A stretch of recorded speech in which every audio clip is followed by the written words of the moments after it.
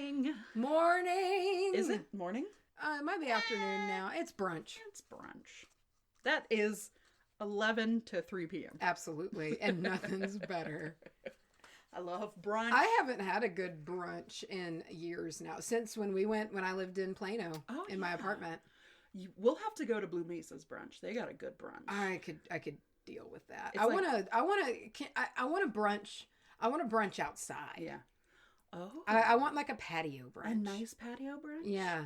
A nice spring patio brunch. Yes. I could do that. I want to go. My only stipulation with brunches is there has to be bottomless mimosas. It's not brunch otherwise. No. Brunch is an excuse. Do you remember how drunk we got on those ones at High Street Antique Mall? I remember having to walk around for a little while. I was drunk. Making stupid purchases, probably. Oh, well, we had to talk ourselves out of it. Oh, yeah. We were like, that's probably not a good Because idea. I know myself. As soon as I can smell liquor and be like, I should buy a hat.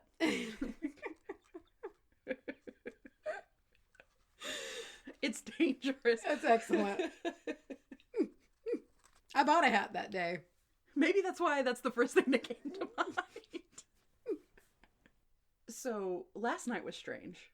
I slept over. I had a squeaky in my throat. I hope that didn't come through on the mic. I think it's good. I was sleeping over at Mace's house, and... You said Mace's house. Yeah. Mesa?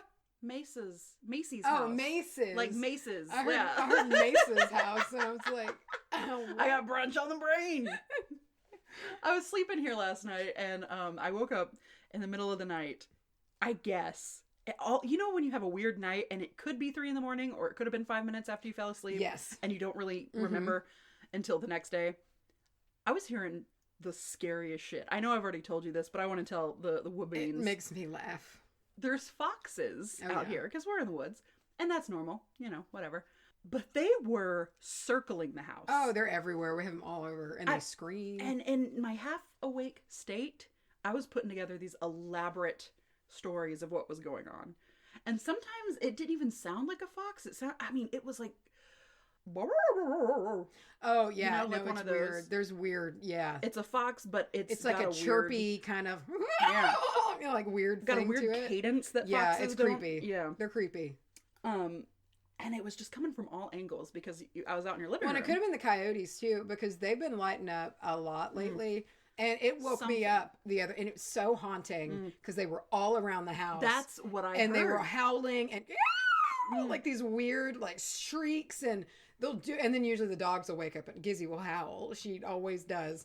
But when the coyotes go off, it's like, ooh, it's maybe spooky. that's what I was hearing, and maybe I was just dreaming it was foxes because it was very high pitched, like a fox.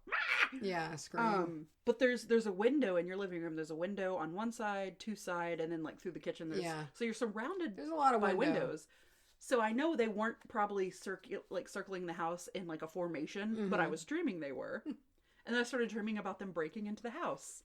I'm picturing like the Fantastic Mr. Fox. That's exactly foxes, what I'm thinking. which is kind of creepy in a life-size form with how they look. Oh yeah, when they walk in like that, that bad taxidermy. Yeah, that's what they look like. Yeah. That would actually be terrible. Honestly, it's really freaking me out. Yeah, if they just walk into your house. Yeah, full size with like their weird mouths talking the way that they talk. Ugh. Yeah, and that was the worst fear, was not even being bitten or killed. Just having to see one. I just know they're going to, like, scream, and that would be the worst. Anyway. Oh, my God. So that was my dream. Oh, and then also the dream about the flowers, which cracked me the fuck up. Oh, and I picture me saying that to you so smugly. I think maybe you did. And I don't think, I think it came because we were talking about plants so much. And we went and walked by. Remember, you touched the magnolia yesterday. Yeah, that's why it was in my head. I love this tree. I love the magnolia. And I think we talked about it in the last podcast. I've been all over foraging Texas recently, trying to get to know plants. So plants are in the brain, and more about the plants out on your land. Yeah. So when I'm like, hey, what's this? You usually have like an answer. Oh, it's XYZ. So I think that's how this overcrossed. Yeah. But in my dream, I was just looking out of her living room window, and there was the biggest lily I have ever seen in my life. It was beautiful. I love lilies. But there were these big honker yellow lilies, and you brought them back from Florida, Oh, and you nice. brought them back from Florida, and you planted them, and I said, I love these lilies, they're the biggest lilies I've ever seen. And like from the next room over, you were like, oh yeah, those magnolias. Stupid. Like corrected me. I love it. They clearly weren't magnolias. I love it. And I remember the dream, I was just like, oh yeah, I guess that's what it is. Yeah. Sure. Anyway. Beautiful. That was my night. I love it. I love it. I love a good weird dream sesh. Yeah, I feel like you dream at my house a lot. Yeah.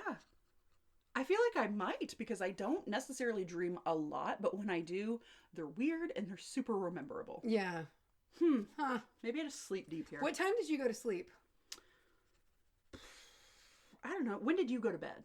How much longer after us did you go to sleep? I don't know why. I just wonder. Because I have this theory going, kind of. Oh, God. Is this about to scare me? No, I think it okay. explains things, though. And, you know, well, it's not even really a theory. We talk about it all the time. But, like, energy imprintation. So I've noticed that anytime I go over to your house, with ease, I stay up till 3 a.m. And we stay up, you know. But I feel like when you come here, even you are in bed usually by, like, 11 p.m. Yeah. Well, you know what was weird is that when I did decide to go to sleep, because I after you went to bed, I like pulled YouTube up. I think I like watched 1 or 2 things. It wasn't that long. But when I did decide I'm going to go to sleep, I feel like I just put my head down and went to sleep. That does not happen. I think it really does. Like houses get in the same energetic cycle. And, you know, I feel like this is a restful house. Like the energy is like, no, you need to rest. Yeah. Okay. And when I go to yours, it's like, I have energy. You gotta stay like, up I'm awake. Watch weird shows. Like, and that's what we do. And I've started to notice that because the past times we've gone over to your place, every night we stay up. Yeah. And I'm up late and you shock me with how late that you stay up. It's the only place I can do it. If I try to stay up that late here, I can't make it past 11:30. You know, Dad kind of does the same thing. He's on your schedule. We're pretty similar. Usually we wake up near the same time. Yeah, and he's the only other person that I can think of that I know in real life who's just eyes open. They're like, this is a day. Yeah. I have time. I'm alive. Let's do it. Yeah. And he goes to bed early enough to reflect that. Yeah. But when he comes over, like last time, it was so fun. We had a blast last time Dad came over, and we were talking on the back porch, and the subject, I don't even remember how it came up, but we started this deep conversation about if you, right now, how you are in this moment, blinked, and when you opened your eyes, you were back in like the 1400s. What would you do with your knowledge of how things work and how to survive? What would you do to either A, survive, or B, prosper? You've just awakened my Outlander fanaticism. Like you said it and I was like, here we go. Here we go. See, and that was sort of my thing. I was like, I think I know enough from, I don't know, certain video, like I play survival video games. I'm like, I know the order. It's shelter, water, food. I know how to survive, but how would I prosper? You know, and so like we just talked about it for hours. That's a fun conversation. And then it morphed into like, well, are you clothed? Are you clothed how you are now? Or do you wake up and you're in the period clothing? Or are you completely naked in a field? Do people see you arrive? And then we like morphed it into like, no, you can go, but you have a bag of gold. You know, at the worth that it's, you know, in today's dollars, you have $1,000 worth of gold. Yeah. What do you do? And we kind of diverged into these different things of how we would do things. Clark is his brain just goes to how can I like dominate this time? Like how can I use my knowledge to create something before it's been created? Or, you know, or something like that. And then Dad's is more like, I guess it's like, how do I make a name for something? How do I get into and become like the king of it? His whole thing was like publishing. Yeah. Like he'd be like, of course, you know, he'd be like, I'd go into the printing press, you know, things like that. Yeah. And whereas Clark was like, oh no, he's like, I'm going to try to find penicillin, you know, like first. It's funny, as a woman, your real main first goal is be like, how do I really seriously, how am I not a witch? How do I go back and not be a witch? That is what we talked about. And I noticed several times they would just say things. I would land and become the king's right-hand man. Yeah, they were like, well, you know, that's what Clark, he was like, I would become like, you know, he's like, I'd be like the king's, you know, wizard or whatever. And I'm like, okay, good for you. Yeah, you're and I have to fucked. hold on, I can't do that. And they'd be like, wait, why? You just need to, as quick as you could, try to become a wife. That's what I said. I said I would have to, and that was my answer. And unfortunate as it is, I was like, I'd have to find somebody. I was like, and that was my answer. I'd find a powerful or rich guy. That's to marry. all you could do. That's all you could do. And they were like, and Dad was like, oh, that's your avenue. So you're going to go down that avenue. And I was like, there is no other avenue. What do you want me to do? Like, there are no other options other than that. Well, or being burned at the stake. My other option, I was like, you know what if just survival is my goal? I was like, I could just get a purchase. Become land. like a cunning woman way out in the woods. But then I started thinking of like Mother Shipton. I'm like, even then, if I'm just minding my own shit out there, there's going to be people coming around. Yeah. So I was just like, you know what? My option is to pretend like I've never heard what an herb is. Yeah. And to marry rich. That's all you could do. That's all I'm going to do. That's all you could do. I want to strive for more. So then we updated the game to like 1900s. Oh, and that was different. Yeah, that's fun. It was, for hours we talked. That'd be a good thing to play on a road trip. Yeah. Yeah. And everybody, we had to do the thing where if somebody's talking, they have the talking rights. They have the floor. And you can rebut, but. I love that. You know how our family is. We got to designate talking time. I feel that is a wonderful transition. It was, for etiquette. And that is actually quite perfect. You would need to behold your etiquette properly. Yes, you saying that, I was like, oh. So I'm bringing to you this week from Etiquette Up to Date by Mrs. Cornelius Beekman. Mrs. Cornelius Beekman. The Manners in Public chapter. I'm actually picking up right where I was. This is right after Pardon My Glove. Yes. This is titled, this little segment, this little chunk is titled In Public Conveyances. Thank God. If we are civil people. If. We take our place in the line waiting to enter a streetcar or bus or subway or any other public conveyance. Okay. And we stay in our proper place. Parentheticals.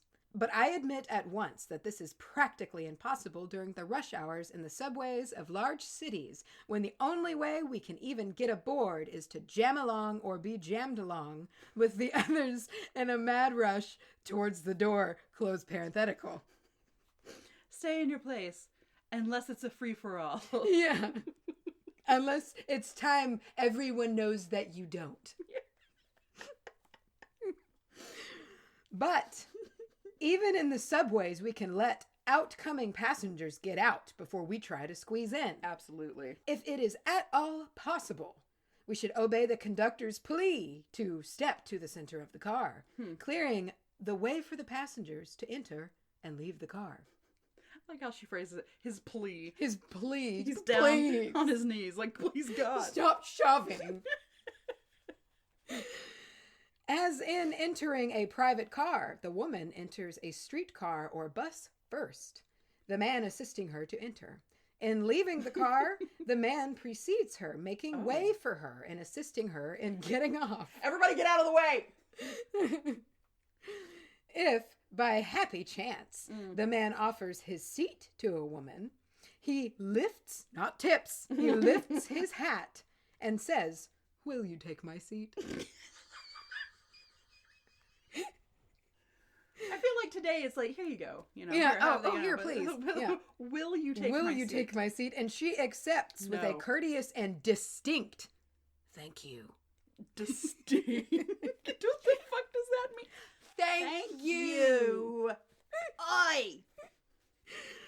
Thanks, mister. What does distinct mean? I love it.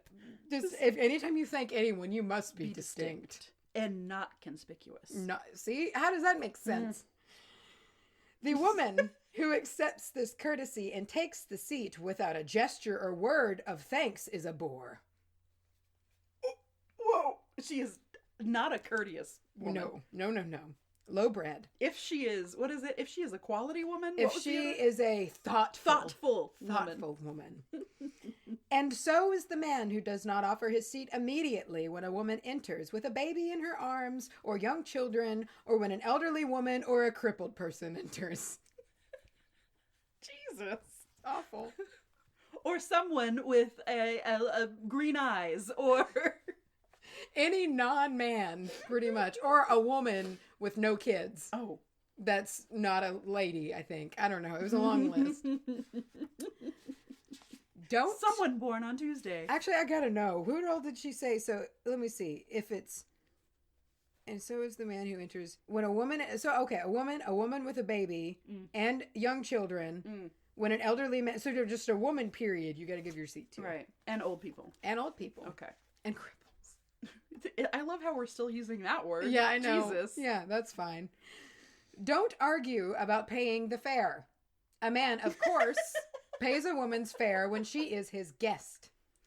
If they have met by chance, he usually attempts to pay the fare, and she accepts according to circumstances or her choice. Oh.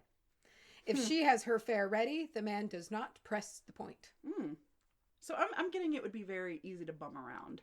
If you're a lady. Just meet a guy and then be like, I was on my way so-and-so. And he would, if he is a thoughtful person. If he is a thoughtful person. Be like, oh, let me pick that up for you. All right. Yeah, sure. You betcha. This is in a restaurant. Oh. Buckle up. How rigid is this? It's stupid. And you're gonna probably get a little angry. Whenever it is possible, a man checks his hat and coat upon entering a restaurant. Okay. A woman waits until she is seated before removing her coat. The head waiter is the official host of a... that's exactly it. I read that and I was like, who says? Why? Stupid. What if I'm hot? It's stupid. You gotta do it. They will sit there and sweat. Because some person says so. Because Miss Cornelius Beekman demands it. The head waiter is the official host of a restaurant, and when he greets you with, "Good evening, how many, sir?" or "Madam," you return his greeting and tell him the number in your party and your preferences regarding the position of your table.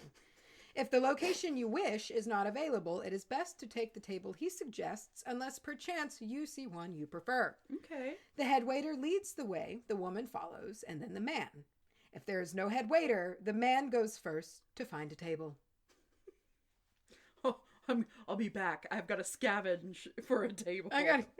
In the wild. Pray for me.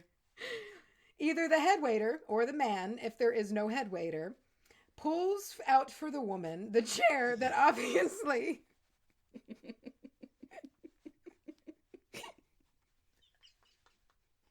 Oh my God. That's funny. That's funny. The chair that obviously would be the preferred place, either because it faces the other diners or the dancers, or because it is not near a serving table. Ooh, lowly. Ugh. The man waits behind the woman's chair until she is seated, and he assists her with her coat before he takes his seat, because she had to wait, remember? The mannerly man does not leave this personal courtesy to the waiter. The waiter better not take off her coat. Oh my. Do you think this is the kind of thing that married couples would fight about? I bet. Like on the way home, she'd be like, I can't believe you just let that waiter take off my coat. He had to step up and do that, and everyone saw that. Everyone saw. Oh, God. He'd be like, I'm sorry. I haven't read Etiquette today. It's not on my reading list. A woman should not put her purse or gloves on a restaurant table. She should put them in her lap or on the extra chair. Okay. The man rises whenever a woman leaves or returns to the table. Every time. Rises. Maybe this is always why the thing about women going to the bathroom together. You know, maybe because like, they all have to already, stand up. Yeah. And if every single chick at the table is going at a separate time, that's a lot of standing. Yeah, so you got to be courteous. Got to be courteous to the men, and you got to all go piss at once. When in reality, you had to go do that because that's when the men talked business, and you couldn't listen to that, so you had to go away, and every woman was like, oh, me too. And then they all know that when they leave, the men are like, okay, so... What'd she say in Titanic? They, congratulate each other on being kings of the universe. Pretty much. I've been watching Mad Men again, so... Are you serious? I'm taking it personally. Where was I? And he rises when a woman or a man stops at the table to speak, either with the woman, parentheticals, or if there are several women at the table, with any of the women, parentheses, or with him. Okay. Do you follow? No. What I gathered from that is anytime a person approaches the table. That, pretty much. Okay. I'm going to go through that one more time. Please do. And he rises when a woman or a man stops at the table. So anyone. Anyone to speak either with the woman, parentheticals, or if there are several women at the table, with any of the women, parentheses, or with him. Okay. I get it. So you stand basically unless someone is talking to another man at the table. Okay. So if they're talking to you or any woman there, you have to stand, which is weird. Yeah, well, no, after the parentheses, it says, or with him. Yeah. So it's everybody. No, it's him and another woman, but not another man. Weird. When the woman stops to speak at a table where there is a man, she should thoughtfully remember that the man must remain standing while she speaks. Parentheticals, her "don't stand please" would not, under any usual circumstances, be acted upon by a well-bred man. But you have to say it because you want to appear thoughtful, accommodating. a thoughtful woman. Yes. And therefore, she should not carry on a lengthy conversation. A woman does not rise unless the table visitor is a woman of whose age she wishes to show this courtesy. So you stand up when you want to be like, hello, you old bitch. Yeah. I wonder if this is in some way, and I could be reading too much into this, but I wonder if this is in some way a way to keep your conversations with women short. Probably. Or to kind of show you, I don't know, like maybe show you like, what could you possibly be talking? We're not sitting talking business, so I'm going to stand because this is a passing conversation. Yeah. I'm going to show you how little I'm ready to sit and have an actual talk with you. Yeah. I'm going to stand up. Yeah, and it's an automatic egg timer. Exactly. You know, I mean, it's so the man is standing. I can't talk very long. So I look courteous. But in reality, it's controlling your time. Yeah. It's weird. Everything is like that, all thought out. Most important it is that the woman kept the viewpoint that the man is her host. Get ready for this. Therefore, she tells him her preference as to foods, parentheticals. She does not give her order to the waiter. She tells him when she wishes something during the meal, be it a glass of water, some cream, or whatever it is. It is the host who communicates with the waiter, not the guest. The host gives the order to the waiter, being careful when the orders differ to mention the woman's order first. I hate that. I feel like that's asking permission. That's what it is. It's weird. Like, can I have a glass of water? Yes. And even from that, even if it's not from like, I don't like it from that thing, I just want to be able to order my own shit. It's like a control thing. I don't know if I've ever had anybody like order for me. I would be so bothered if someone did. I mean, that assumption that they know what's best. Yeah. Oh, well, he knows best. It's like, fuck you. No, you don't. I mean, if we're both already talked and I was like, I think I'm going to get a chicken salad. And then the waiter comes and they're like, oh, let's get 2 chicken salads. That's fine. That's what's weird is that it says she tells him the preference as to foods. It's like, but that's not like you just agreed naturally. It's like you were like, okay, tell him I want a sandwich and a glass of water. Yeah, and then he picks which one. It's just weird. I read that and was like, gross. I don't like that. And everything is wrapped up in this guise of, oh, he's helping her. He's helping her. She's so dumb, she can't even decide on her own. She'll get so overwhelmed by the possibilities. That's what it is. Oh my God. She needs all of her energy. Just to sit there and smile. To sit there and smile and be, popular. A thoughtful woman. If you smoke at the table, use an ashtray. The waiter will bring one if there isn't one on the table. What kind of animal? Oh, get ready for these other this is do not use a substitute of a saucer or plate, or flick the ashes on the floor, or extinguish the cigarette by dunking it in a cup. Literally, anyone who's had a cigarette has done all of this. When you have finished smoking, be sure to put your cigarette out, italics, completely. Don't let it sit there and smolder. And stink. That's really freaky that you said that, because it says don't leave it smoldering in the ashtray. Oh no, am I Mrs. Cornelia Speakman? For the smell of a dying cigarette is not pleasant anywhere, and most especially in a place where food is being eaten. That's true. The smell of a living cigarette isn't that great. It's all gross. In leaving the restaurant, the woman precedes the man. Oh, wait, sorry. No, this one's silly. I missed this little tiny sentence. If you drop a piece of silver or a napkin during the meal, don't pick it up. The waiter is asked by the host to replace it. In leaving the restaurant, the woman precedes the man, and both should bow courteously to the waiter and to the head waiter if he is at the door. That is something that should be brought back. Yeah.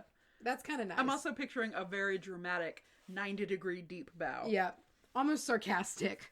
A lot of that advice, and tell me if you agree, it sounds like the way a parent would treat a child. Like if my kid dropped a napkin, then I would be the one to be like, hey, can we get a new napkin? But a grown-ass adult, like if you and I went out to eat, and I know I'm not like, it's different when there's two women, I guess. And we're not well-bred. And we are not thoughtful women. Mm-mm. If you dropped your napkin, and like if I was the host in that situation, I don't know if I would ever feel comfortable be like, can she get a new napkin? She dropped her napkin. No, you just pick it up. Just get it. Or yourself just be like, because it's like if you drop a fork. Yeah, you pick it up and ask for a new one. Can I get a new fork? I dropped it. And that's it. But you pick it up. Yeah, that's it. You don't just leave it there sitting on the ground. Yeah. Or if you're like me, you act like you're going to pick it up until somebody else is like, I'll get that for you. And then you're like, cool. What are we talking about today? I'm going to blow your bird today. Yeah. I'm going to blow your bird because I bring you basically V2 of cedar and juniper. Oh, no. I've been itching for a V2. Dude, this is nuts. Okay, where's my phone? Do you clarify anything? No. This is a different comparison. These are two other things that... No, don't ruin something else for me. Get ready. Anytime I see cedar now, I'm like, you're not cedar. Well... This is maybe going to be honestly worse for you. No. Is it like rosemary or something? Okay, so I'm talking to you today. I'm talking... my topic's on selenite, which we've never talked about. I wasn't sure. Are you going to ruin selenite for me? Selenite that we are buying is not actually selenite. It's not selenite. That's not correct. My bird is blown. Get ready. And it's just very interesting, and I was reading up on it, and I'm excited to shed some light on it, because it's a fair amount of misinformation. And it's not like the uses are terribly different, but it's just not correct. I'll explain that in further detail. Don't give anything away, but I'm preemptively asking a question here. Or I'm stating, I hope it still at least cleanses like selenite. Oh, absolutely. Okay, thank God. It's mainly the name is what's wrong. The name and does not match... The mineral complex is the same. The process of how they create, or like what they are, is different. And like true selenite is actually quite rare and expensive. It's like how everyone thinks marigold and calendula are the same thing. Yeah, kind of the same thing. And like true selenite is like more of a premium, different deal. While what we've been buying is selenite wands and things. Selenite. It's the trial version. It's the entry level version, Beginner selenite. Yeah, it's actually not selenite in that sense. It has a different name entirely, a whole different name. So I'll be talking about that and also the uses for it. But it was just very interesting to know now that when we 95% of the time when you're buying selenite, you're not actually buying selenite. So that lamp that you have in there. That's not a selenite lamp. Oh, shit. Mm-hmm. I'm talking to you today about a tool. And I'm talking about the pendulum. Great. Yeah. And I also have a story from the person who suggested this story. It's Clever Kim. Of course. And we do other topics by other people, I swear to God. It's just, you know how we've said before that we wait for the topic to kind of call out to us? Mm-hmm. I was looking at my list and I was like, man, that sounds like a good topic. It wants me to talk about it. So I've got a story from Kim. I'm talking about the pendulum. And let me recommend, if you're in the market for a pendulum, CleverKimsCurios. Oh, yeah. Because we have the little... They're so pretty. Ball ones, the magic ball ones. They're very, very nice. So I'm going to talk to you about a little divination. I think you go first today. I do. But ass, before we do that...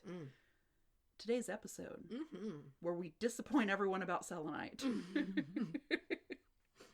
is dedicated to Haley M.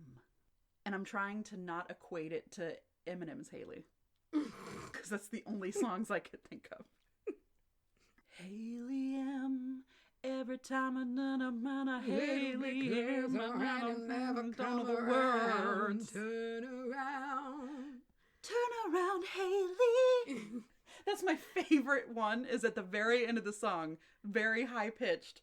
He's turn around, Those always, every time I listen to that song, I feel like I grow a vocal nodule. Yes, yeah. I mean, because she's just, and it hurts me to listen to. So much in the soul. Yeah. It's just coming out. It's like, and I have a raspy singing voice as is, and when I force rasp that hard, I feel it immediately. Like I've done damage. It's always that song that starts out and I'm like, I can sing this one. You know, it just goes so far out. And then about halfway through, you're like, oh no, what have I gotten myself into? Literally any Florence and the Machine song. I always start out and I'm like, oh yeah, and I'll be in the ring. Yeah. And then she always has like a finale always to where she's like, oh, you thought that? Oh, you're so stupid. Let me blow you out of the water. Because she's actually the best.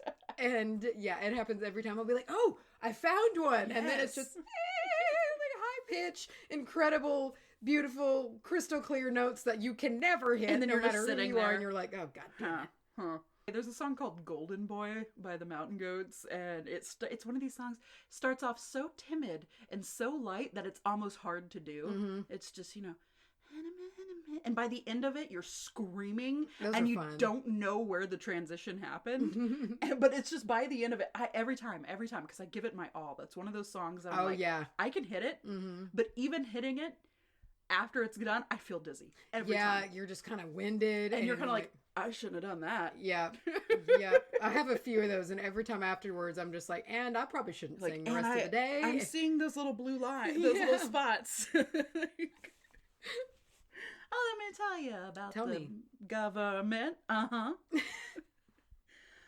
So thank you, Haley M. I hope Bright Eyes was okay. Let me tell you about the pendulum. I want to say I'm going to be using the word like dowsing a lot as the action of working with a pendulum, but I'm not talking about dowsing rods, you know, those L-shaped rods that you can hold. That can also be used for divination, and they are closely related and have a similar, yada, yada, yada. According to some, you can also find water and minerals with the dowsing rod. They call it water witching, which is interesting. Some people say it's pseudoscience, so make up your own mind there, but I did have a professor that took us out to a well-known Civil War, like a mass grave almost, or like they weren't marked, it was unnamed. Right. She said that if you hold these when you cross a body, something about the chemical, how we're put together, there's some mineral that reacts and they cross when you cross over a body. And I do know that we'd walk and sometimes they would cross. And that's all I can tell you. But okay. As far as the science behind that, I don't know. So the pendulum.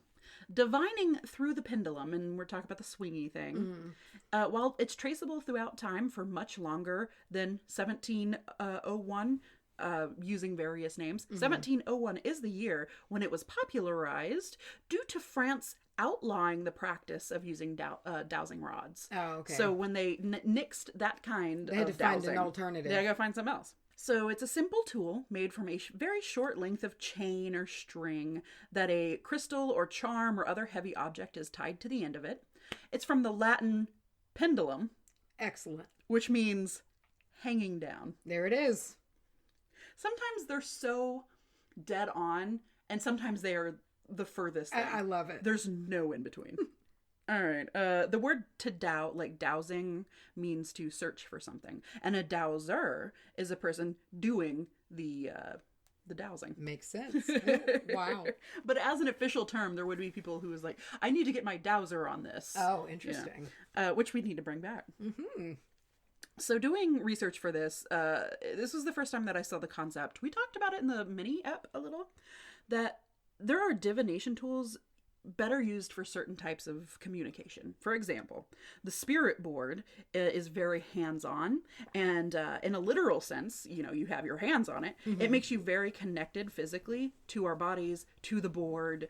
We're very physically connected to it. That it makes it better for earth-based communication. Okay. What I mean by that is speaking with spirits of this realm. Yeah, us. People who have passed on, or spirits of the earth that you can communicate to. It's a better tool for that.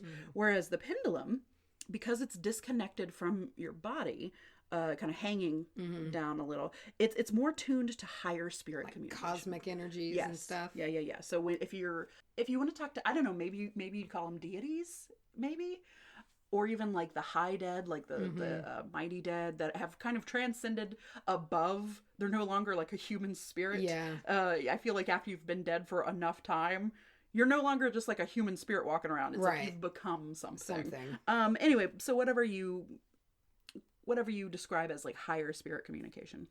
As with many tools of this kind, the object you use is just an extension of your own power. Right. You know, especially in the case of the pendulum. Because it is using your body's movement, your actual living energy, to decode the messages that we're getting from spirit.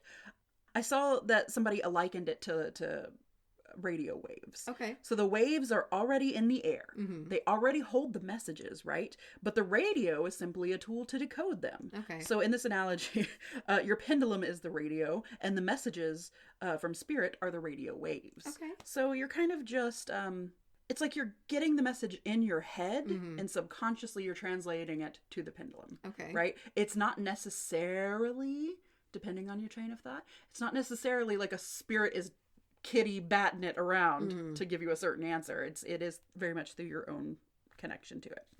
Here are some ways that you can use your pendulum. Obviously, divination purposes, but you can use it to find somebody's, like an area of somebody's energy that could use some healing work, whether this be with the chakras or general energy healing. If you make a mat that is similar to a spirit board, so think like the alphabet, in addition to your yes, no answers and things, you can do some more direct communication with the earthly beings. So you can kind of, if you get real good at a pendulum, you can kind of do a Ouija board kind of activity. More famous, maybe even the most famous form of using a pendulum, to predict the sex of an unborn baby. Yeah, that's even very religious, like housewives do that shit. Yeah. It's like, you know, their grandma will be like, you know, if you put your ring on a string, but by holding the pendulum over the stomach of a pregnant person, the direction of the swinging will tell you, you know, what they will be giving birth to. I can tell I was tired when I did my notes because when I said by holding, I wrote B-U-I, holding.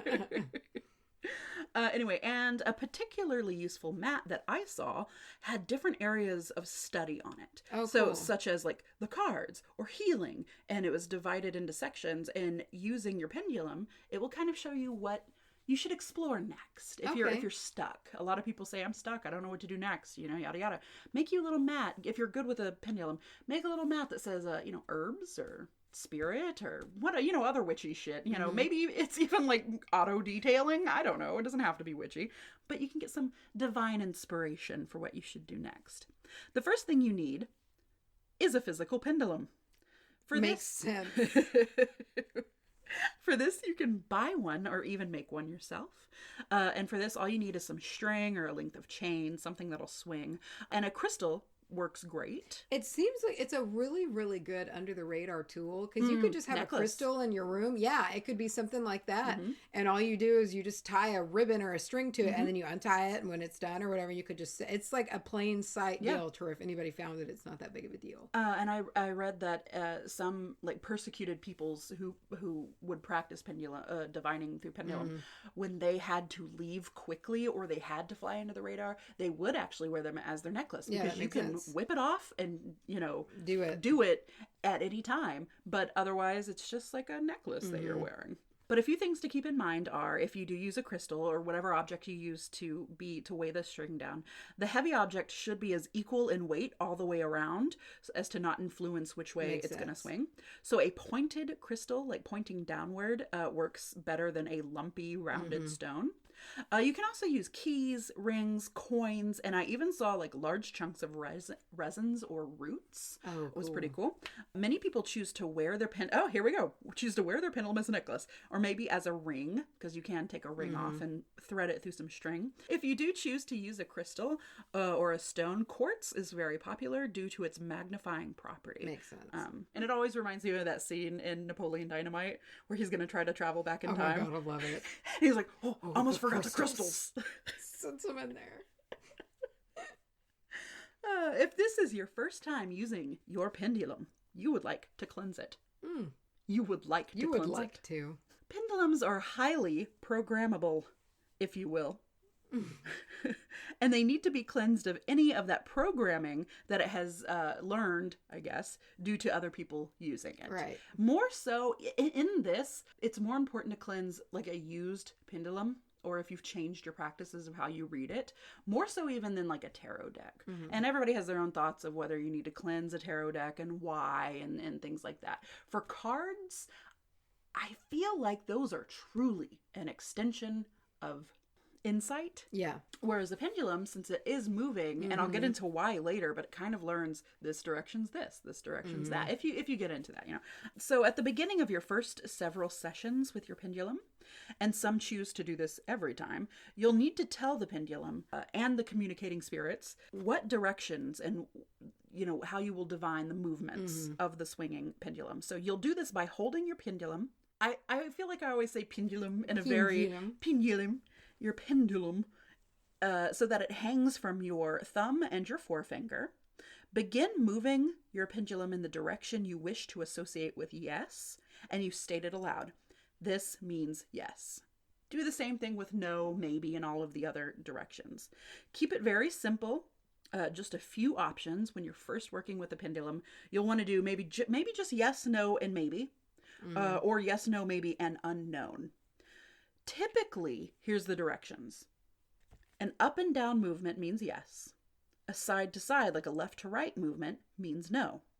Maybe moves diagonally, right? But from lower left to upper right corner. Unknown is also, it's the other diagonal. Okay. So it's from the lower right to the upper left corners.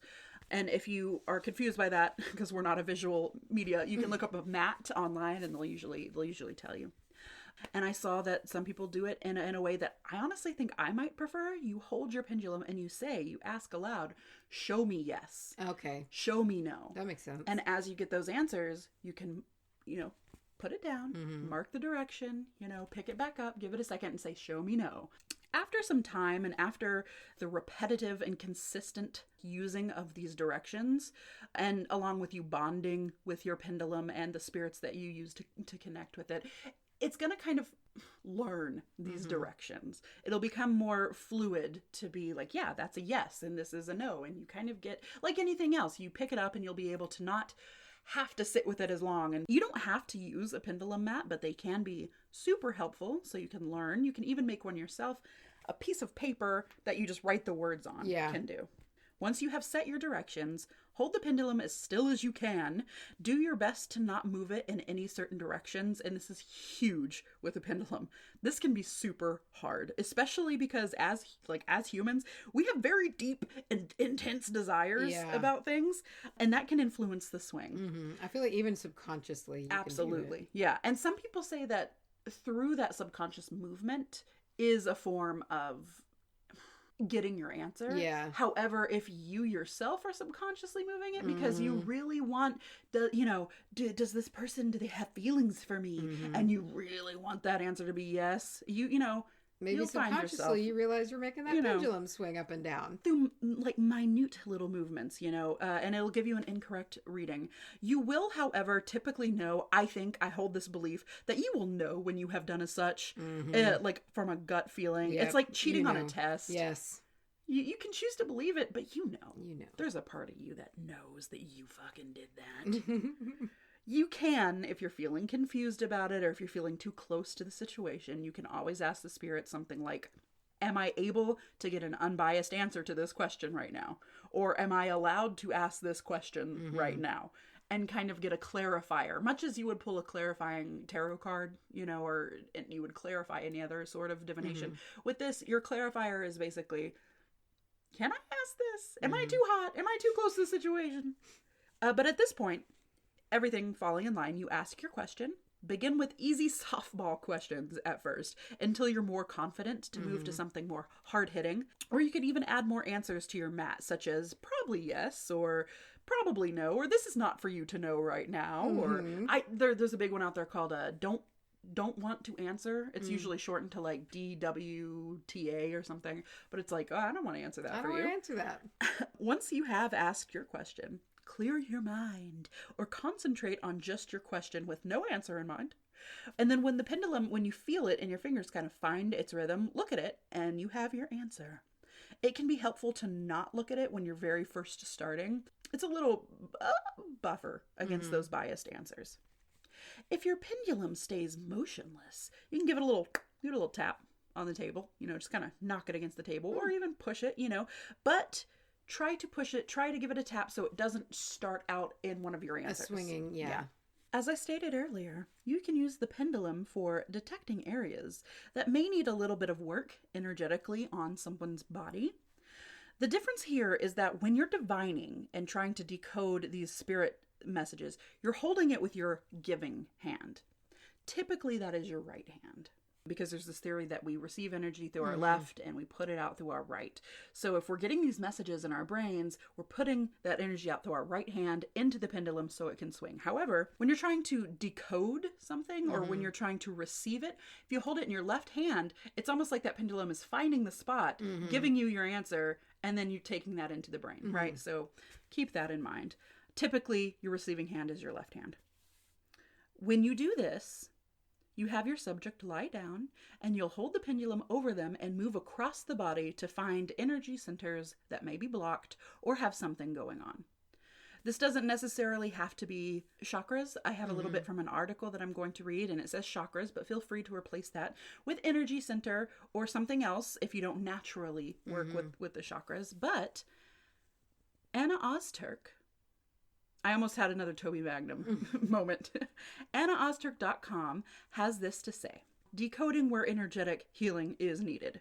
If the pendulum moves in a clockwise direction, it is an open and fully functioning chakra. If it's moving anti-clockwise, which feels strange, I think that's just counterclockwise. Counterclockwise, right? yes. Witchershins. Then it is fully blocked. If it is still, then it's partially blocked. If it moves vertically, there's a conflict between the changes that are happening and your thought process. So I guess how you're reacting to changes happening in your life. If it's moving horizontally, then it's a conflict between your spiritual and your actual needs. So one's more thought-based, one's more spiritual-based. Okay. Small round movements in a circular clockwise directions means new changes are happening for you. And small round movements in a circular anti-clockwise direction means that new changes in life are happening in a negative direction around you. So those are just some little things to start you off. But that is the pendulum. The pendulum. The pendulum. I usually do say pendulum. I put like a J in it. Yeah, pendulum. But once again, if you're looking for a pendulum, let me give a little shot. A shat? No. Shat. We give a little shout to Clever Kim's. Link is in the show notes. And she's the best. She is the best. And I love how she's like the coven mom. Yeah. I also Mama Kim. She's Mama Kim. When she 84 years ago was like, it'd be cool if y'all talked about the pendulum. She said, I have a story about this. Just let me know. So she sent over this story, and I'm gonna read this. This is from Mama Kim. I hope you're not offended by that because I love it. And I think it's adorable. Sister Kim. It's like she's a nun in our coven. Sister Kim. Sister Kim. I was vending at a holiday event a couple of years ago, and I had my pendulums on display. A couple of women were walking past my table and stopped to look. One of them picked up a pendulum and asked what it did. So I got out a pendulum board and showed her how it worked. She laughed and asked to try it, so I handed it over. She said, "Should I buy this for my daughter?" And slowly it said no. She smiled and side-eyed her friend as I gently took it out of her hand. "Looks like you have your answer. I do have some nice crystal pendants over here." "Wait, are you serious? You're not gonna try to sell this to me?" No. She was kind of incredulous when I continued to say no.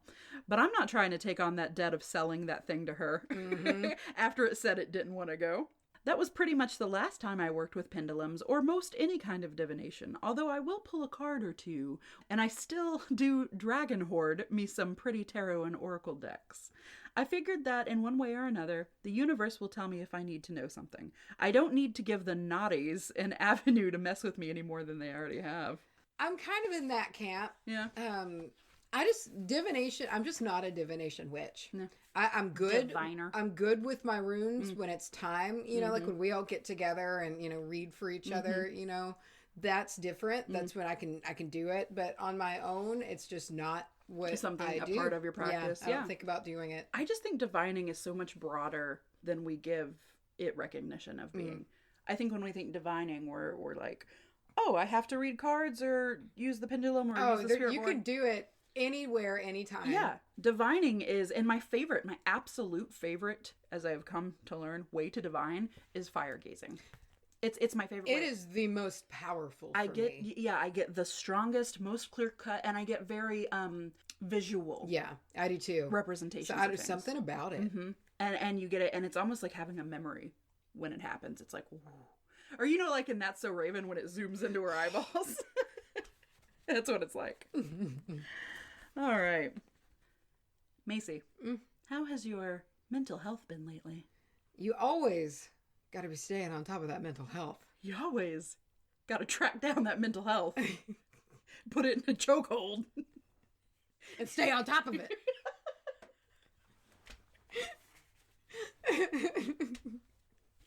Sometimes it do be like that, though. Yeah, honestly, we joke about it, but, So because of that, mental health is important. Is very important. Sometimes the stress of daily life can impact us in unforeseen ways. Less than ideal. We're here to talk to you about BetterHelp. BetterHelp. BetterHelp is a worldwide mental health service. And while BetterHelp is not a crisis line, it's really nice to be able to just kind of hop online, and just talk to somebody. Hop on, dial up, plug in your modem, and go have you. And it really isn't. I've been using it, and I've been really enjoying it. And I'm not terribly frequent with it. I kind of just maybe every other day I'll get on and I'll answer and whatnot. But it's been very nice to just kind of work at your own speed. Yeah, and I'll just write for an hour or an hour and a half and just write things down and ponder. And somebody reads it and gives me feedback on it. And it's been nice. There it is. I've been using me some BetterHelp as well. I love the journaling service that they have because throughout the day, if I have a thought, whether it be intrusive or just observational, I pull out the journal, tippity tap it up, and at the end of the day, I shoot it off to my counselor. And that is how I communicate. I love that you can choose the way you communicate. It is nice. That makes a big difference. It makes a big difference. You can have your traditional chat face-to-face through the phone. You can do a video chat. You can do a phone call with your counselor. But you can also text and have this messaging. Yeah. Aspect. It's a bit more paced. Yes. That way, which I like. And again, it's a professional counselor. So it's nice to know. It's like, it's actually better in you. Like, you're going to be getting better because of it. Sometimes it does feel like venting throughout the day. But to get that response and to have actual constructive responses is so beneficial. And I was very upfront with the person that I'm talking to. And I said, I prefer to message. I said, I really prefer. I said, maybe in a while we could have a phone session. Yeah. And you know what? They're like, yeah, dope. Let's do it. Cool. I love it. There are a lot of reasons that you can try it. BetterHelp, and we're gonna tell them to you. We're gonna rattle them off in that way that we love that we do. Whether it be something that you consider serious, or if it's just your day-to-day stresses, BetterHelp can help you with issues like depression, stress, anxiety, relationships, sleeping, trauma, anger, family conflicts, LGBT matters, grief, and self-esteem, and more. Oh, I forgot to synchronize. So for whatever your reason, BetterHelp is there for you. You can change your therapist at any time if you're not completely jiving, and that's okay. I need people to know that. There are over 3,000 therapists, so you got a big pool. There's you a will lot. Find somebody. And that's just in the U.S. You can sign up and start talking in less than 24 hours. For me, it was like 3. It was quick. Yeah. It's a quick process. And it's available on desktop, mobile, web, Android, and iOS. So there's no excuse to not sign up. And listeners of WBAH, the Wabeans, get 10% off of your first month with the discount code WITCH. And once again, that is 10% off your first month with the discount code WITCH. That's betterhelp.com/witch to fill out your questionnaire and get matched to a counselor today. Now I'm gonna talk to you about selenite. Selenite is a form of gypsum. Mm. Selenite, also known as satin spar, desert rose, or gypsum flower, are 4 crystal structure varieties of the mineral gypsum. 4. But they can all be grouped together and at times be given a collective name of selenite, even though they share separate differences.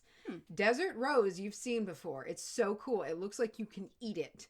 It's got like these blades or like fins that grow off of it, and it looks like a cinnamon powdered donut with like these white bone looking little blade things coming off of it. Yeah. And it's in always like a little pebble form. Desert rose. And it looks like a really fancy sugar cookie, and you can eat it. But you can't eat it. But you can't eat it. That's desert rose. It forms in, single petal or like rose-like little round pieces, and they have a druzy appearance. And the sand has mixed in with the gypsum, which gives them that nice appearance that they look like fancy cookies. That's what they look like. I'm thinking like wedding cookies. Like a fancy cinnamon dusted meringue type cookie. Those like 10 cookies. They're the Kim's and the 10 round thing. Yeah. Hell yeah. Those shortbread ones. Oh. I love shortbread. Oh. I love saltines. All varieties of gypsum, including selenite and alabaster, are made of calcium sulfate dihydrate, which means that in its makeup it has 2 molecules of water.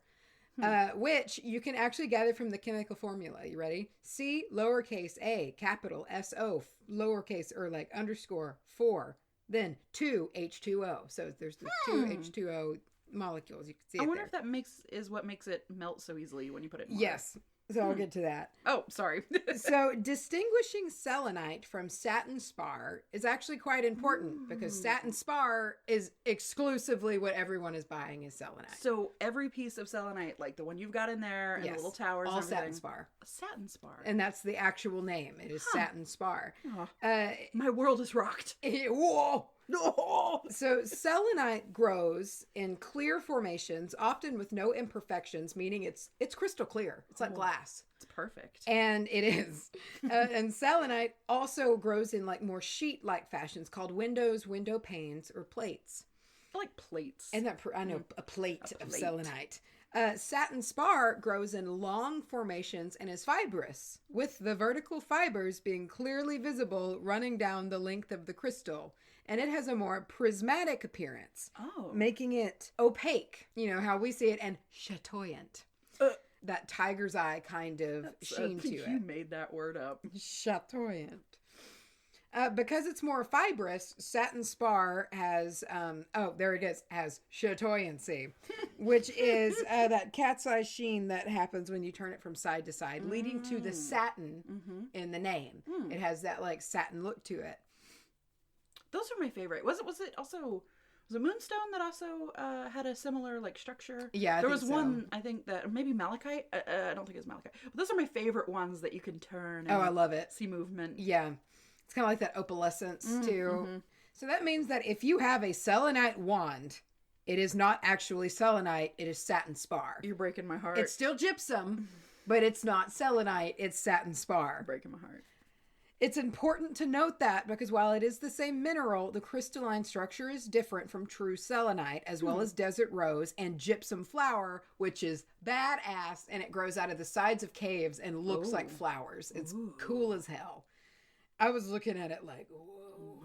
Gotta give me some of that desert rose. It's cool. Well, the desert rose is desert flower? Gypsum flower. Oh, gypsum. I do want to get a desert rose, though. They're so cute. They also look like sea urchins. They look like when you find a sea urchin on the beach. It seems that some of this confusion can come from, there are some language differences, and from what I got on a blog about people who sell crystals. I got on a blog. It was like a forum, and there were a lot of really offended people that satin spar is being sold as selenite, and people selling true selenite are getting mad that people selling the cheaper, not actual selenite as selenite when it's actually satin spar. They're all mad about it. You remember how they call sodalite, like the poor man's lapis. That's kind of how I feel like it was. Yeah. But however, it seems like one person commented and was like, well, in Russian and in Czech, it's the meanings are kind of flipped. So there is that. But in the English speaking countries, satin spar is what we're calling and selling, or is what we're calling and buying as selenite. When it's kind of a different deal. Again, same mineral, different structure, different name. In fact, so true selenite it can be so clear and grows in such a fashion. It's actually been used in like window panes in the past. In fact, Santa Sabina Church in Rome, its exterior windows, like the ornate pieces, like it's not stained glass, but they're the same kind of little panes. Is made actually all of selenite instead of glass. Ooh. All of the exterior windows are selenite. Beautiful. Isn't that cool? I want to live in a house of selenite. I know. That's neat. So true selenite is much more expensive than satin spar, mainly because it's a lot more rare. It seems, it really does kind of seem like a bit of a cedar juniper situation has happened here, to where it's a blanket term, but it's not actually the name of what you're buying. Yeah. It belongs to a different kind of that gypsum variety. Don't expect stores to start changing their name. I guess is what you're saying. Well, even on a lot of websites that I was reading for like crystal healing, they were calling satin spar selenite. Yeah. So it's just like, it's a blanket term that Let's start a movement here with this episode. It is satin, which I love satin spar. Yeah. It sounds satin cool. Spar. Like my satin spar wand. Yeah. It's like, ooh, I like it. So as an interesting tidbit, selenite contains no significant selenium. Which you would think is where it gets its name, but its name has a different origin, which we will get to later. Oh. Selenite is quite abundant, and some of the largest crystals ever found are selenite. And I say selenite encompassing the whole family here. Oh, so we're including our it's all very abundant. Spar. So selenite itself is the least abundant out of all of those. And some of the largest crystals ever found have been selenite, one being 12 meters long and 110,000 pounds. Gee. He's so big boy. And what is that one? I couldn't get a clear answer. I'm really not sure. I would think that might actually be selenite because satin spar grows in like longer, thinner formations. And this one seemed real wide and like big, which sounds like real selenite. Chunky. Yeah. Satin spar, in particular, of the varieties, but all of them, has a very porous nature, which means it should not be left in water. So not only does it contain that extra water, that molecular structure of having water, it can really retain it. And if it does, it will start to lose that satin sheen, and eventually it will start to break apart if it gets too much water. I saw that you can actually lightly vacuum it if you want to clean it to get like dust out or things like that. Do not vacuum up your stone, please. But you can lightly vacuum it or use a lightly damp sponge to clean it. But try to refrain, if you can, from putting it in running water or especially sitting it in water. I know people like to put crystals in water for moon water and things like that. Don't do that. And don't use it as a yoni egg, for the love of God. Oh, that's my next point. You ready? I'm going to have a whole thing about it. Oh, Jesus. Do not. I repeat, do not get a selenite dildo. Oh. Do not get a selenite yoni egg. Don't do it. Don't get anything that can... Just don't do it. I know it seems like energetically it makes a lot of sense because they're energetic powerhouses for things like that, but they are porous. They are porous. I repeat, they are porous. You can't really wash them because they can't handle water and they can't handle a lot. It's a very soft stone. I'll get to that. And it's only having a number 2 on the Mohs hardness scale. So like you can't... Clean it. Don't do it. The same goes really, I just want to get that out there for a lot of types of crystals. There's bacteria that can be harbored here. Yeah. They're porous. You can't always clean them. Even if they're not porous, just the nature of how they form, there can be little crevasses. Yes. Just do your research on that before you get rolling. Please. That's all I want to say. Please. I'm done now. The word selenite comes actually from the Greek goddess of the moon, Selene. Oh. Again, true selenite is mostly clear and in more flat pieces where the cleavages really throw a beautiful moonlight style of light. Therefore, it was seen and tied to the moon, and that they would wax and wane with the moon as well. So selenite, and I say that meaning selenite and satin spar. See, man, we're going to have to clarify from this point forward. We're mainly going to be talking about satin spar, but but since most people aren't using, I don't want to say most people, but like the mainstream things being sold as selenite is actually satin spar, but I'm also talking about selenite. So I'm having to say both, but in the future, assume we're talking about satin spar. I'm just going to I'm going to say both. It's selenite, satin spar. Selenite / satin spar. They both shine for the crown chakra, which isn't really surprising, especially on selenite itself, because it looks like clear quartz. It really does. Therefore, it has a bit more power in meditation and higher enlightenment style practices for its strain over the satin spar counterpart. So if you're using true selenite, it has that little bit of extra oomph in those that higher chakra for those purposes of like enlightenment and open, expanded thoughts. However, satin spar is still a powerhouse for many of the reasons it is sold as, even though it's sold as selenite. However, it's just the wrong name. So, like selenite, it is able to charge and self-clean and can actually be used to charge other crystals as well. All of the things that we say selenite is for. That's all I wanted. Yeah. So, satin spar wands are alleged to be good for the removal of attachment entities. There was a very interesting episode on Mysterious Universe. And now Mysterious Universe, and one of the things I like about them is they're a little bit hard on the New Age movement, which I like that perspective. Yeah. A lot of the things I believe in, they think is just like poppycock. Yeah. And I'm all right with that. It's cool. Bollocks. There was this guest that they had on there, and she worked a lot with crystals for the removal of attachment entities. I believe in attachment entities. I believe in multiple planes of existence, and I believe I've had them on me before, and I have gotten rid of them. She said that she would use her selenite wand because she can like see these cords, these hooks, or however you want to call it, and she can basically like in her mind's eye slice them with a selenite wand to detach attachment entities. Cool. So I wanted to put that in there because I thought that was really cool. And again, that's just one perspective, but I was like, that's neat. And so you could just like like a lightsaber? Yeah, like scan yourself with your selenite wand and slice all of the nasty little growth attachment entities. Well, and I love that. So I have my big smoke cleanse fan that I got from Ardeo Artisanal, and as I've since Ardeo Artisanals, and I've since added to it. Now it's much bigger, and I've put feathers and shit all in it. But the whole handle is a big piece of satin spar. And you're already kind of doing that brushing motion with it in that way. So it's a bonus. It's just kind of there doing it the way that you would do it intuitively. So I really like that. As long as we're in the vein of talking about cool tools and things, if you want a sweet fan for moving that smoke around, Ardeo Artisanals. They make the best.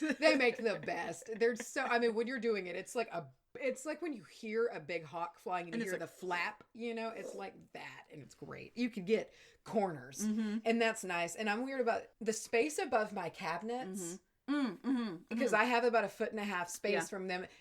The smoke fan's so big, I can like blow in my shell and make a big cloud and then do this certain wrist flick, and it will just roll all over the top. And I'm like, I got you. Yes. Fuck you. And I love it. I'm that way about the underside of like tables and chairs and things. It's just when you can really get it all, you're like, I got you. I do kind of do that when I stick like some smoke underneath something. There is that feeling of like, fuck you. Yeah, you thought you could hide? I know you. So satin spar's fluidity, like water, makes it great with working for all of the chakras. And it can really open up energy blockages in the body. So if you work with, and there's a lot of this, in the energy medicine, Donna Eden's book, if you work with meridians or the different energetic pathway lines in your body, it's a good stone to work with or a good crystal to work with. You can follow those lines with it, and it's supposed to just be an opener. It removes the blockages, keeps things humming the way that they should be. It's also believed that it can promote creativity as well, because it does raise the energy. It cleans it. It can take stagnant energy. It's always like how, if you've ever seen, like, to me, I imagine selenite's workings or satin spar's workings. See? Have you ever seen the comparison of like 30 minutes of what like a dirty oyster tank looks like compared to a clean oyster tank? oysters they're filterers and they clean dirty water. And so if you have like a tank of like nasty, dirty seawater, in like an hour, it's crystal clear. I picture selenite doing the same, that like you put it in like this smoggy, dirty energy room and then it just steadily it's like in Finding Nemo when they clean the fish filter. You know, when the fish filter is broken and they have to clean it. That's like what I picture when you put a selenite in a room. Like when my selenite lamp in my living room, I picture it's just a little vacuum in there to clean out the negative shit. So just kind of an interesting thing about, so all of the varieties, all of the gypsum varieties of the 4 that fall under the selenite name, they're all, from what I read, they can thermo-insulate. So they're always probably going to be warmer to the touch than the rest of the room. Really? They just retain heat. Interesting. Yeah, and so if you've like left one out, it will remain warm for a long time because they just retain heat. It's like the opposite of quartz. Like quartz is always going to be cooler. Cooler. Yeah, I was like, that's neat. Crystallose. They so they're a good addition for energetic practitioners for the reason that they're always cleaning. So if you practice Reiki and you have patients that come in, I don't know if patience is the word that you use for that, but you know.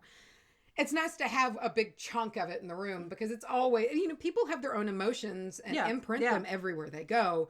If you're coming in after a particularly emotional Reiki session, it's nice to know something in the room was just gobbling all that up.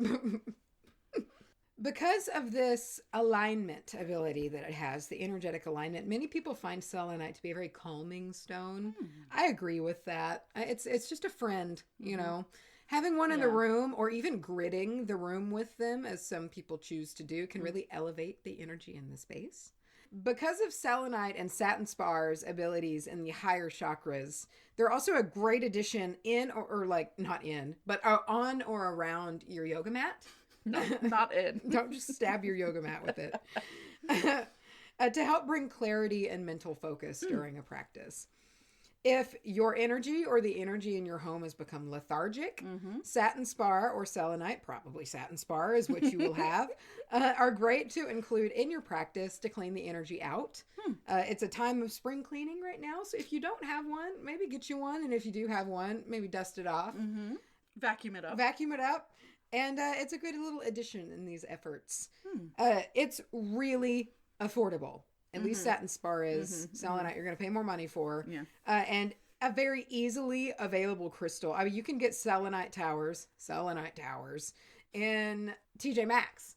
You know, like you can find them everywhere. And nowadays, as the metaphysical kind of is becoming more mainstream anyway, it's really one of the front runners in leading the pack that you can find in like a big box store. But the reason that it's exciting, though, that it is becoming more accessible is that you could really just kind of get one and fly under the radar.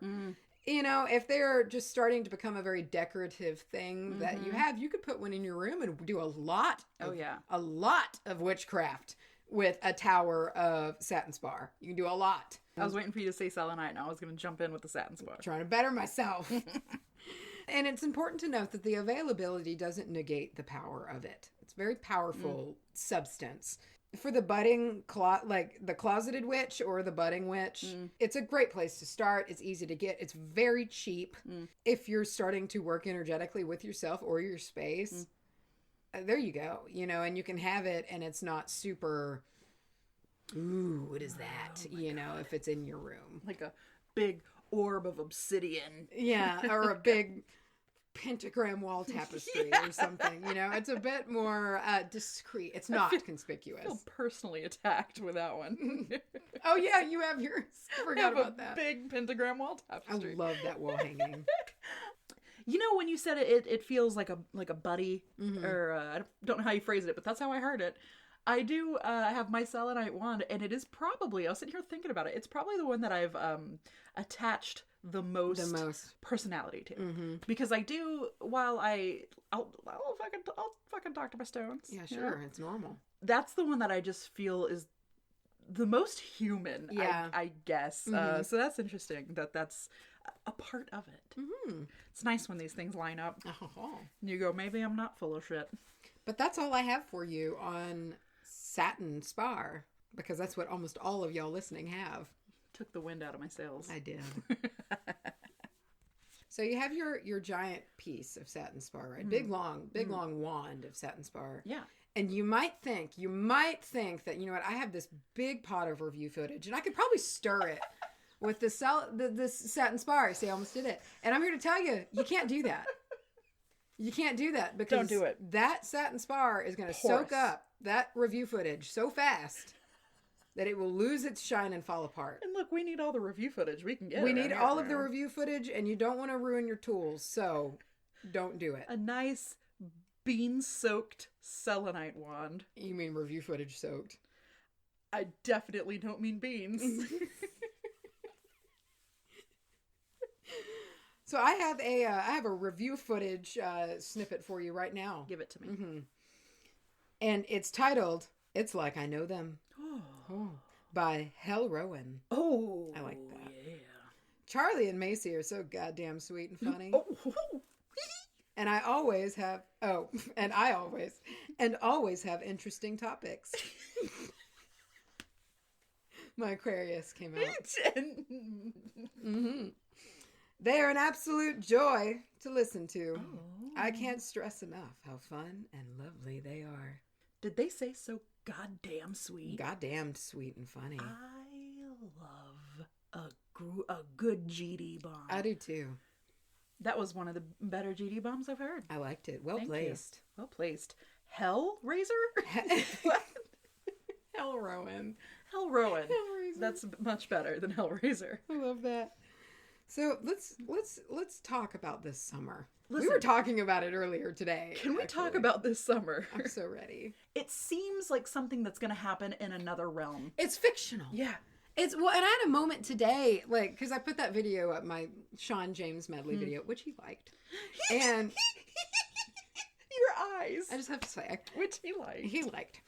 Someone commented on there, and they were just kind of, we were commenting back and forth, and they're like, we'll need to, like, sing this summer at Anahata's Purpose. Oh my God. And she's going. And I was like, yes! What can we... Let's put a playlist together. I'm so ready. And I was just like, I probably can't pack my own cajon, but I'll have to play somebody's cajon, and we're going to sit around a campfire. Why can't you pack it? It's big, dude. Let's pack it. It'd have to be probably my carry-on. Well, we're going to have to pack all of our equipment anywho. Yeah. You know? We'll see if it'll fit. We'll see how it goes. Okay. Mm-hmm. Here's the thing. Here's an idea. I'm going to spit this out. I'm going to run it up the flagpole and see who salutes it, all right? Mm-hmm. What if we started an Anahata's Purpose bean goer Spotify list? Oh my God. And we could all have songs that we all enjoy. And that way when we get together, we can be like, you're the one who also likes, whatever band. And then we just get together and we just sing. Yep. Because we know the playlist and we've listened to it. Oh, yeah. And we're prepared. Oh, hell yeah. It'd be great. By the way, we are talking about Anahata's Purpose. Yeah, we're excited. I'm so excited. I can't wait. We have some information. We're running out of spots. I know we keep saying that, but we have specific information about we're running out of cabins. The cabins, maybe by the time this episode drops, might be sold out. Might be out. Check up, because there also might still be some spots in the house. And the campground. And of course...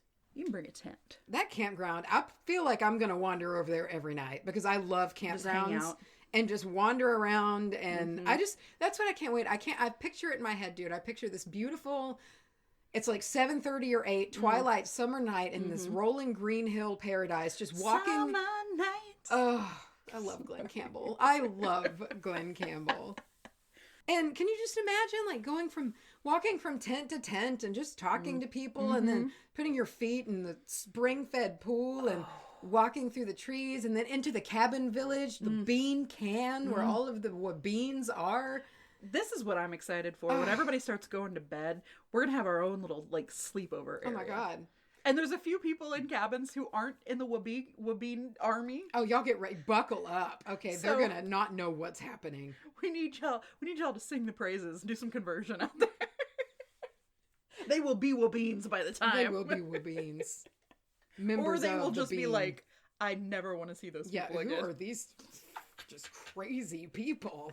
I came here to get in touch with myself. Who's Jim? Who is Jim? And why does he want to touch me? Oh, he always wants to touch you. Oh, there's the Jim scavenger hunt. We talked a little bit about it. Oh, my God. With over 75 different activities. Oh, my God. If you want to go, but you're not necessarily into camping, there are day passes. Keep that in mind. Yeah. 75 different activities are planned across this 4-day immersion, including yoga. Oh, that's another thing that's going to be hard to take my cajon because I'm already going to take my cork mat. Like, I want to take my mat. I'm connected with it. It's my mat.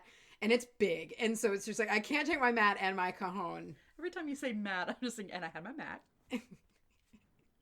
Why can't you just show up with all of your tools with you? Just hanging off my body. Do you think your yoga mat could be a carry-on? Probably. There's nature immersions.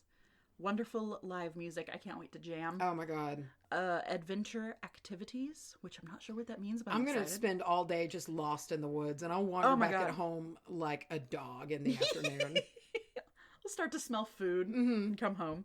Honoring our ancestors. Can't wait for that one. Drum circles, Mace. You have to bring it now.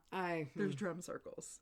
Hands-on workshops, inspiring talks. There's going to be ceremonies, astrology classes, tarot classes, chakra lessons, breath work, herbalism, Reiki, and much more. Oh, fuck. We're just not on it today. I'm not synced up, man. If you want to, oh, by the way, we're going to be there. Yeah, we'll be there. We'll do a live show. We're doing a show. Maybe, if we feel like it. If you're real good. So we hope that you come and grow with us. Real important information, Mace. What's the most important thing that they need to keep in mind if they're going to be purchasing a ticket?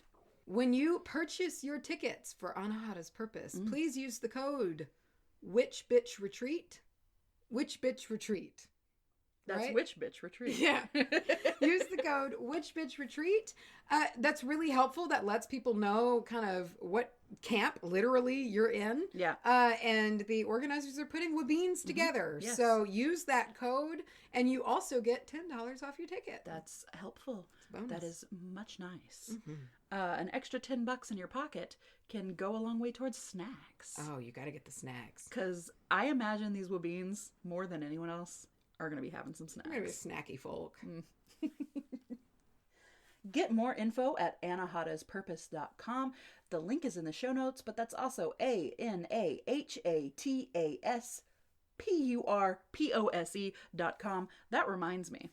Darcy's email. Did you see? Yes. I feel like we should read a little bit. I actually have it pulled up. I'm glad you said it because I forgot. I was cracking up. We received an email in the stylings of Wabah. A reading, if you will. From the gift that just keeps on giving, which is Darcy. Yeah, absolutely. Darcy P. Yep. Do you mind if I read it to you? I would be overjoyed. In the email titled, A Poem. A is for amateurs. A great place to start. B is for blessed beans. Good for your heart. C is for Charlie, our cinnamon queen. Yeah. D is the letter not in aventurine. E is for Eunice Cole, kicking serious butt. F is for Feverfew, a gentleman's what?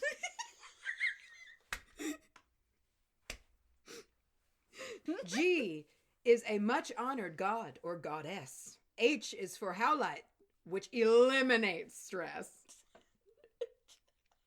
I is for Insta. J is for Jim. Oh. K is for keeping your dreams free of him.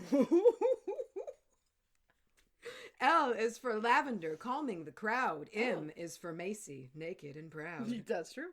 N is the novelty, hardly diminished, of O as in 1 week, being sung and not finished. P is for podcasts, which there are loads, but my Q, as in Q, is devoted to these episodes. Oh. R is for Rosemary, a must for a witch. S is for Saucebox, lilaced like a bitch. T is for Tolkien, to whom we owe much. U is uncomfortable, like Insta Jim's touch. V is for vibes of the lunar persuasion. W for witches, vital to the equation. X is the crossroads on Hecate's radar. Y is Elang, yelled like Brando in Streetcar. I loved that. Yeah. I thought that was great.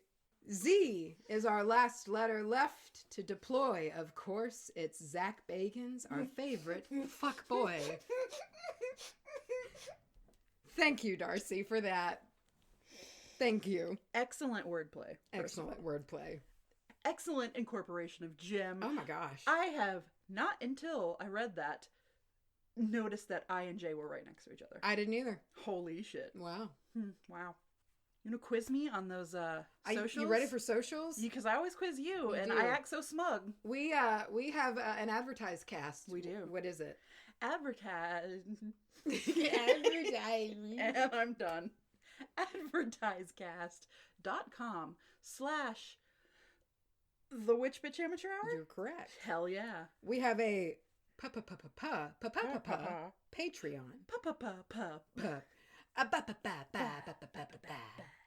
Straight up now, tell me, do you really want to love me? That was my favorite song growing up. Really? Absolutely. Bum, bum, bum, ba-dum, ba-dum, bum, ba-da-dum.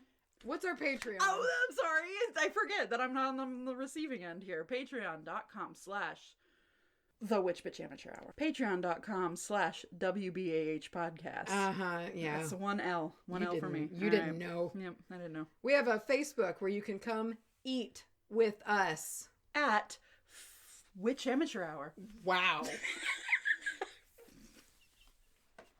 I was going to say at Facebook. At Facebook. The Facebook. We have an Instagram with InstaJim. He's there. He's there. What's he doing? He's getting ready. He's packing his bags, getting ready. He's psyched for the summer. Mm-hmm. He knows there's going to be a lot of hair there that he can leave his drippings in. Loose and long. Mm-hmm. Loose and long. Mm-hmm. And if you don't have hair, you're not safe. No. He'll find a way to braid something on your body. He really thinks too that, you know, like the moisture. It's like he just knows that's the next hair remedy. He has to be discovered. Yes. So he'll come. He'll treat you like an Herbal Essences commercial. Mm-hmm.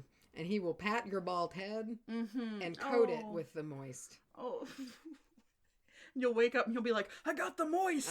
He came to you, but you may or may not grow hair. It remains to be seen. You're going to grow something. You might grow mold, but we don't know. But we don't know. Doctors haven't identified it yet. It's an unknown substance. It's just like in Creepshow, you know when Stephen King touches that meteor and remember he turned into moss? Oh my God. Whoa. Yeah. Our Instagram is Instagram at Witch Bitch Amateur Hour. You are correct. Fuck yeah. We have a Twitter where we one tweet. And Bachow. Bachow. And last but not least, I think, we have Teespring. Forgot. We have merch if you want to pick up merch. We sure do. We've got merch. It is at teespring.com.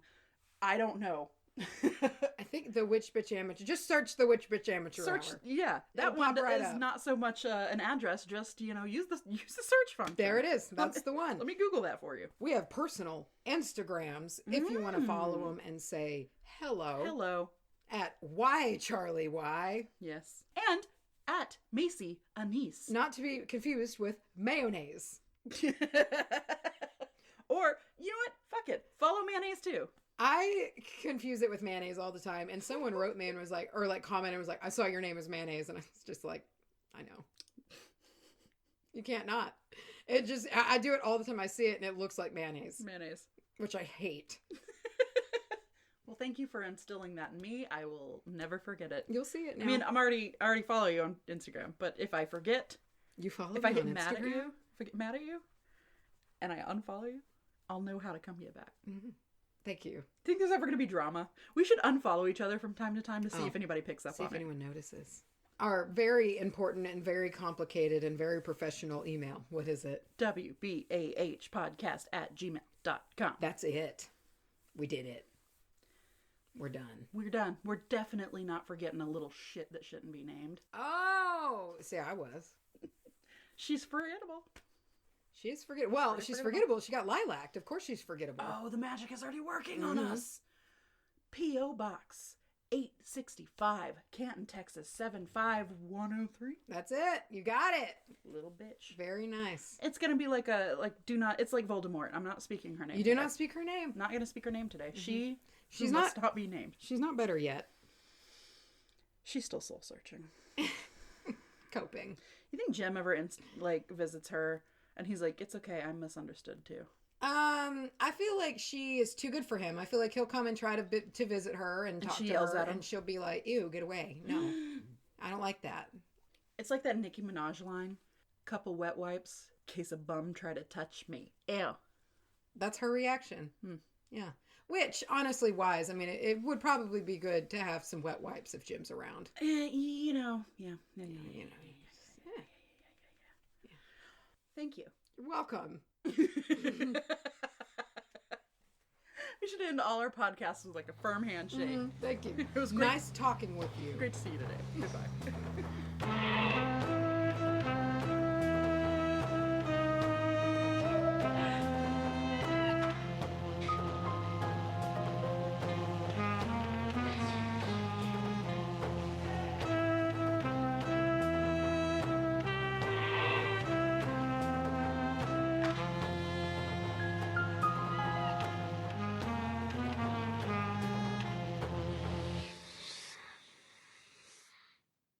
Let me be old. No. In my 20s.